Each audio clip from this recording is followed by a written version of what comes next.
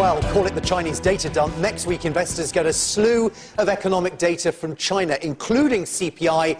And our next guest says, forget about Europe, because China could be in now for a major slowdown. He's MARC FABER of the Gloom, Boom and Doom Report. It's not considered light reading by any degree. Mark, welcome to the show. Thank you for joining us on CNBC. Do you think next week's data will confirm your negative view on China? Well, basically, the data can be manipulated, but in general, I would say there is an obvious slowdown in the Chinese economy, and as I pointed out in my report, I think there is a chance for a hard landing. Even though they've started to ease and presumably could ease quite aggressively if need be? Correct. But let me tell you something about easing. When Mr. Bernanke became Fed chairman, the S&P was at 1,264. That was on February 1st, 2006. We're now at 1,244. So the market is lower than it was at that time. In the meantime, gold has gone from $480 to 1,746.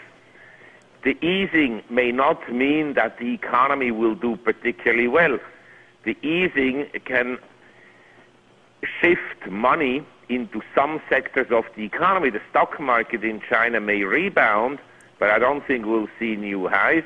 And I think the economy will weaken because we have a very capital goods-oriented economy, capital spending. Yep. And capital spending is very volatile, more than consumption. Yep, but given that we're on a currency show, I take your point. There's definitely a slowing going in China, and JP Morgan just today revised lower slightly our near-term forecast on China. But let's take it back to a second for the Chinese renminbi.